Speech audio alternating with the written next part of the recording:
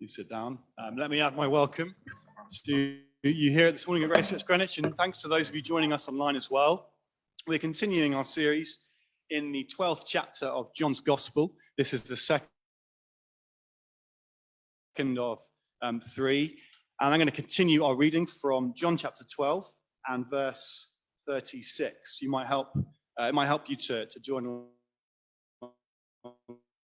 with me. It's on page 899 for you if you'd like to make use of that too. John chapter 12 and from verse 36, or the second half of verse 36.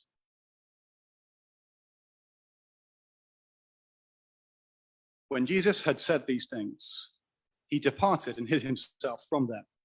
Though he had done so many signs before them, they still did not believe in him, so that the word spoken by the prophet Isaiah might be fulfilled. Lord, who has believed what he heard from us? And to whom has the arm of the Lord been revealed? Therefore, they could not believe. For again, Isaiah said, he has blinded their eyes and hardened their heart, lest they see with their eyes and understand with their heart and turn, and I would heal them. Isaiah said these things because he saw his glory and spoke of him. Nevertheless, many even of the authorities believed in him, but for fear of the Pharisees, they did not confess it, so that they would not be put out of the synagogue. For they loved the glory that comes from man more than the glory that comes from God. And the question we're thinking about this morning is, what stops the world from believing? When you think about it for a second, it might seem a strange thing that God would make a world for most of it to reject him anyway. And the famous atheist comedian Ricky Gervais, he famously says, if there was a God, why would he make me an atheist? And you might think he has a good point. I've been reading this book by Carl Trueman. It's a great book, actually, in many ways, and in which he explains how we've come from a world that believes in God. And he traces the story of kind of Western civilization, where we've moved from this worldview where God exists to one where God is kind of pushed to the sides and we don't believe in him anymore. Very useful in lots of ways. And you don't have to look very far at all, really, to find explanations that seem quite reasonable. Psychological reasons, sociological, economic reasons, political reasons, moral, intellectual, historical reasons. Why it is that the world has stopped believing in God. Well, it turns out that the verses we've just read, in the verses we've just read, John has his own answers to the question. We sometimes think, don't we, that we're the skeptical age. We've discovered the tools of reason and science, and we have insights that they didn't back then. Back then, people just kind of believed anything they were told. Well, that's not actually true. Unbelief and skepticism, they're not unfamiliar to John's gospel. I'm sure you noticed in our passage as we had it read. Look again at verse 37. Even though he had done so many signs before them, they still did not believe. So it's one thing to ask, why don't we believe now in the 21st century? But here's an even harder question for you. Why didn't they believe? The people that actually knew Jesus, people that saw him, people that interacted with him day to day and still rejected him. The whole way through this chapter of John, and last week as well, we've been tracing the story as Jesus approaches his death. We've had the drama, the tears, the crowds cheering, a pretty terrifying display of power from Jesus. We've had Jesus' own words about his death and what it means. But now, John, he kind of presses pause on the story. He wants to give us his own commentary, really, on what's been happening. And it's like John is kind of saying, look, guys, listen, I want you to stop for a second, and I want to tell you something about what you've been seeing. And his commentary of the first half of the book of John, in some ways, is this. Even though, verse 37, he had done so many signs before them, they still did not believe. Just imagine for a second if you had seen the things that they had seen. A dead man in a tomb, leaving his own tomb, having a few people around for dinner the next day. A blind man, as Andrew was describing to us earlier, blind from birth, describing the things he could see in front of him. Thousands upon thousands in the desert fed, gallons upon gallons of water turned to wine, and death defeated, hunger removed, illness stopped in its tracks. And would that be enough? If you had seen those things with your eyes, would that be enough to convince you that Jesus was worth taking seriously? You know, if you'd literally seen those things happen. Well, it wasn't enough to convince them. Even though he had done so many signs before them, they still did not believe. And unbelief and skepticism, they're not a product of the Enlightenment. It's not that we got like progressively cleverer and cleverer and finally realized that we don't need God anymore. Unbelief, it's always been around. And at this point, it really looks like Jesus' message has failed, doesn't it? Right? And we know that some of us know that John kind of gives us something close to a purpose statement at the end of his book. He sort of tells you why he's written it. But just imagine if it was written like this. Jesus did many other signs in the presence of the disciples, but these are written so that you would not believe in him, and so that you would reject Jesus. These are written so that you would see how much of a failure Jesus' ministry really was. Even though he had done so many signs before them, they still did not believe in him. We've known right from the beginning of John that Jesus came to his own, and his own people did not receive him. But it's not really until now that we get the answer to why that is. What stops the world from believing? Unbelief. It needs an explanation, this kind of unbelief. And it turns out that there is one. Unbelief is not a surprise to Jesus. It's not a surprise to John. And it shouldn't be a surprise to us either. First point on your handouts. Don't be thrown. Unbelief is not a surprise to God. Let me read again from verse 37. Though he had done so many signs before them, they still did not believe in him, so that the words spoken by the prophet Isaiah might be fulfilled. Lord, who has believed what he heard from us? And to whom has the arm of the Lord been revealed? It turns out that long before Jesus even walked the earth, the prophet Isaiah had given Israel a message. This outstretched arm of God who would come to save them would himself be rejected. And I've put there on your handouts, unbelief, it's not a surprise to God. Firstly, because it was described in advance. Isaiah, hundreds of years before Jesus was around, he tells us plainly that the servant, God's servant, would be rejected. And he does it in this sort of poetic way with these rhetorical questions. Who has believed what he has heard from us? And I guess the expected answer is, well, basically no one at all. To whom has the arm of the Lord been revealed? To which the answer is, well, not really anyone. It turns out this rejection, it was described way in advance, that the saving work of the Lord Jesus Christ would be rejected from the get-go. They didn't believe, so that, verse 38, the words spoken by the prophet Isaiah might be fulfilled. John's not embarrassed to say that people thought Christianity was stupid. Even within the pages of his own gospel and the unbelief of the people, it wasn't a failure of Jesus' message.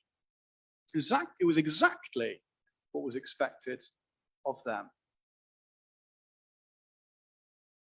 Because sometimes it doesn't even matter how much evidence you give somebody, however persuasive your arguments are, however much historical evidence you provide somebody with. Maybe you've experienced that. This time last year, I was trying to explain to some of you over Zoom. We were looking in our summer fellowship series about other figures from church history. I was desperately trying to explain the ontological argument for God's existence for some of you, and I won't even try and attempt to do it now. It's far more complicated for me.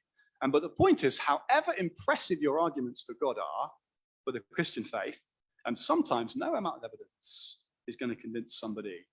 And it's not a surprise to God when people don't believe. Don't be thrown.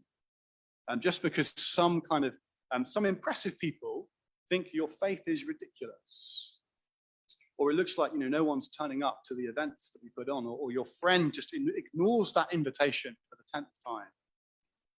And don't be thrown just because institutions that control our media and power structures think that Jesus is irrelevant, and especially don't dethrone, just because the religious institution of the day has largely pushed Jesus to the sides and began to preach a different message. God's not surprised. God is not shaken by that. And neither should we be.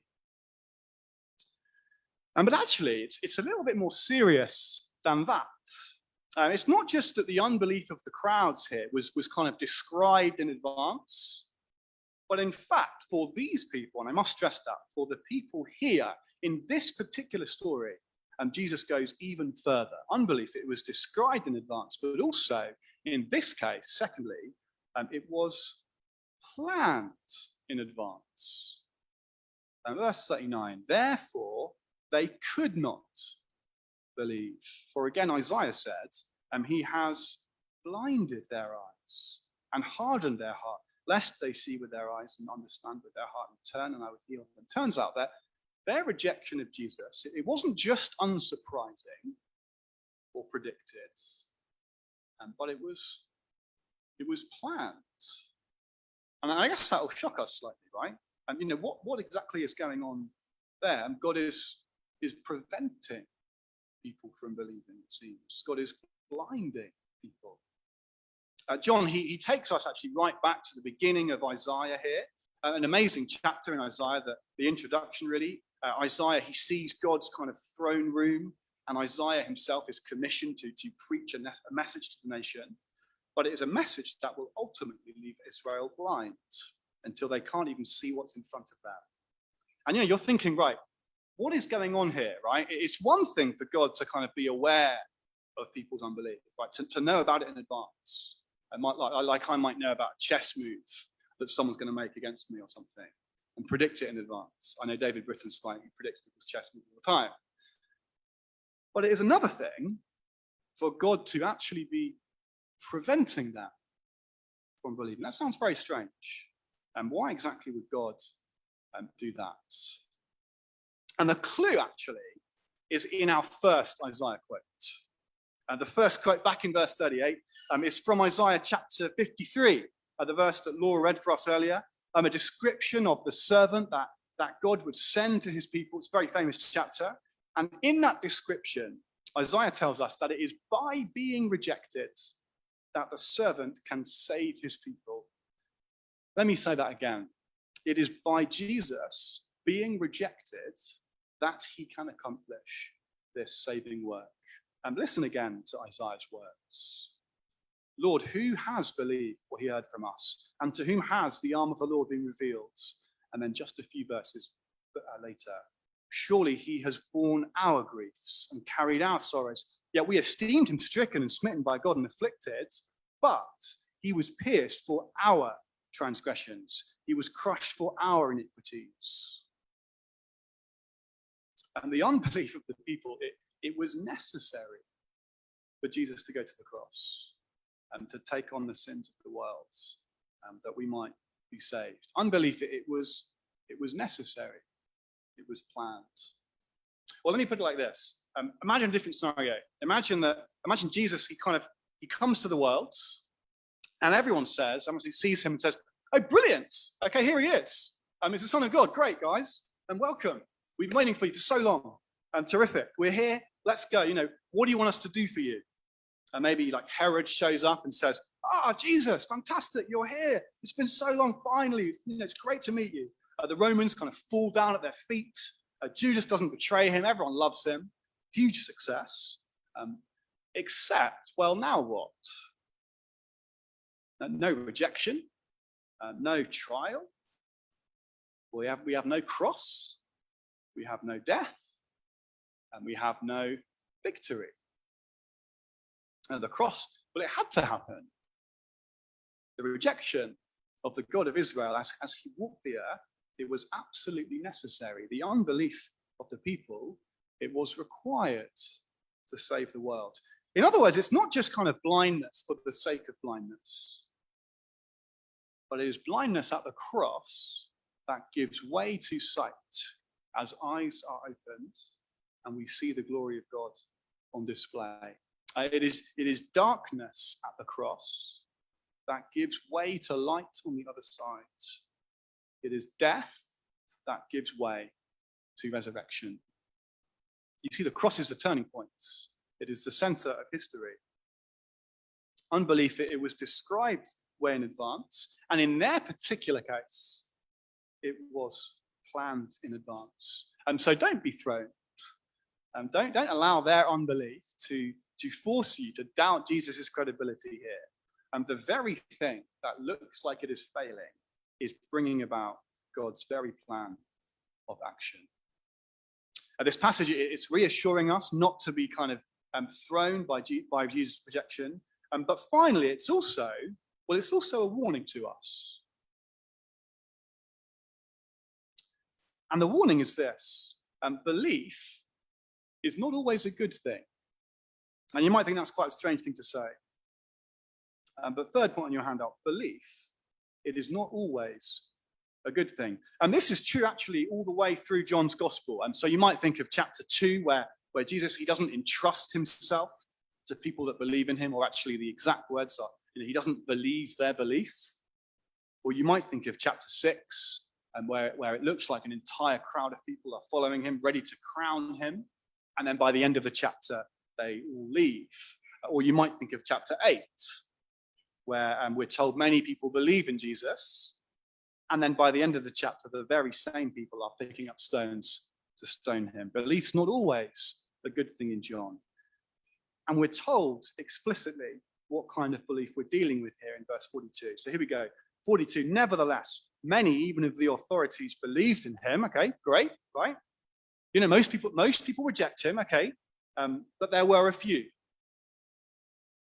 But, verse 42 again, for fear of the Pharisees, they did not confess it, so that they would not be put out of the synagogue. For they loved the glory that comes from man more than the glory that comes from God.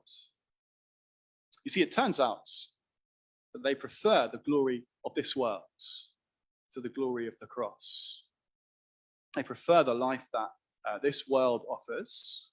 They prefer to stay in the dark where it is more comfortable. They prefer a world without God because it might just mean a more comfortable life for them. And I guess that is a warning to us and to check ourselves. It's not that there's no hope for these guys, that they do believe in Jesus. And of course, that's a good start. But we do need to be careful and that we don't fall into the same trap of caring more about our reputation here, our livelihoods, our world prospects, than the glory of the world to come. And what's the problem? The problem seems to be cancel culture, doesn't it? Verse 42, and being put out of the synagogue and being excluded from the inner circle, and fear of being outcast, fear of looking stupid, fear of losing your credibility and your friends rejecting you and being isolated from the world. So instead, these people, they prefer to stay quiet, just kind of keep your head down. Much easier in lockdown, isn't it, to do that? Just hunker down and don't really engage with the world around me. Just stay within the four walls of my own home and hope that my unpopular views don't cause me too much trouble. And the approval of others, it is a very tempting thing. And it's a warning. Belief, it can be shallow. It's not always the right kind. Because the reality is, well, the cross-shaped life, it means death to my comforts. It means losing our lives, Jesus said last passage.